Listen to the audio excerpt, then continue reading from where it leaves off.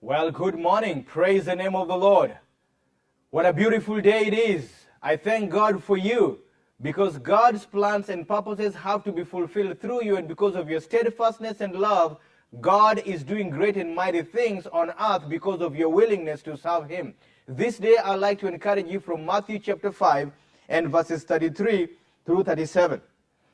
And it says, "Again, you have heard that it was said to those of old, you shall not swear falsely, but shall perform your oaths to the Lord." In other words, he was saying you were told before that you need to swear and keep your oath.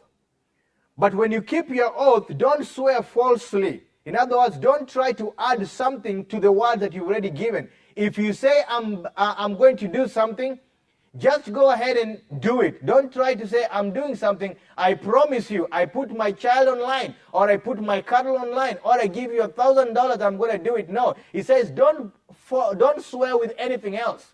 Just give your word and stay with it. And this is Jesus who's talking. Then he goes on to say, "But I say to you, do not swear at all, neither by heaven, for it is God's throne, nor by the earth, for it is his footstool, nor by Jerusalem, for it is the city of the great king.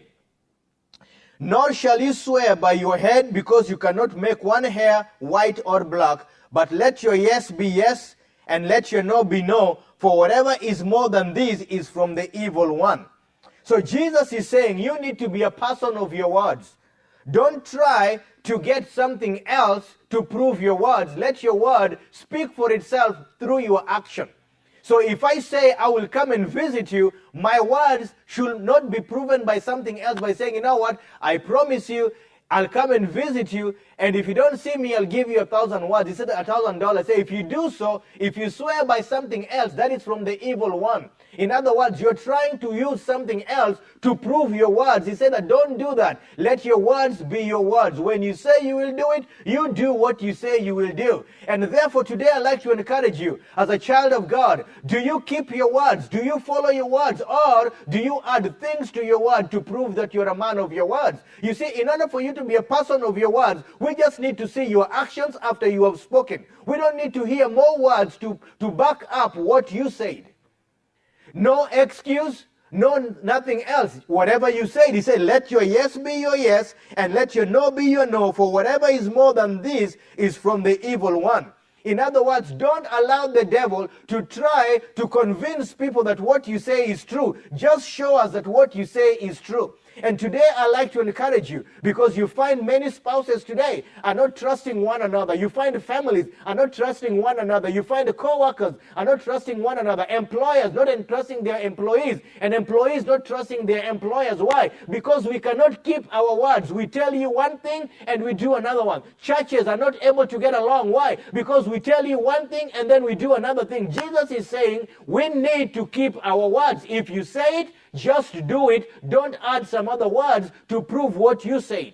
Therefore, this day I'd like to encourage you, in order for our community to be right, in order for our families to be right, in order for our churches to be right, it starts by you and it starts with me. Do I keep my words? Am I a man of my words? Do I watch over my words and perform them when I say them, or do I try to add other words to convince on the words that I gave?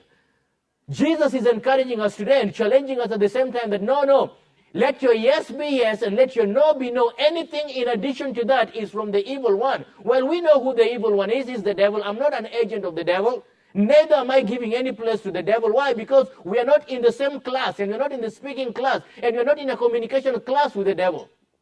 And therefore, I will not let him try to convince me that what I said will happen. I just go ahead and do what I said I'm going to do, because God is a person of his word. I'm born of God, and therefore I'm imitating God. When God said it, he does it. When I say it, I will do it. And when I do so, then my yes is my yes and my no is my no, because the only person I need to please is God and nobody else. Therefore, if you're expecting to please somebody else, then the devil will give you words to try to convince you that you will do it. But Jesus is saying, no. Only please God. And God's promises are yes and they are amen. In other words, when God says it, it's going to take effect. Therefore, when you say it, go ahead and follow with your actions. Today, I'd like to encourage you and challenge you at the same time. Watch over the words that you say. Whatever you swear you will do, whatever you promise that you'll do, if you gave your word that you're going to be at a place, you gave your word that you're going to go somewhere, you gave your word that you're going to do something, follow along with your action. And you know what? The Bible says in Proverbs that, you know what? A good man will keep his word even if it hurts him. In other words, I gave my word. I know it's going to be costly, but I have to follow along because I am a person of my word, just like God is. And God has exalted his word far above his name because his word speaks stronger than his name, but his name will only be known because of his word. Therefore, I can know you because of your words and not because of your name. And if your word is not good, your name is not good. And God, Jesus is telling us, be a person of your word, keep your word, and follow along. Today, I'd like to encourage and challenge you. Keep your word. Follow along and let God be God and you be you in the word that you say. Stay blessed and have a wonderful day.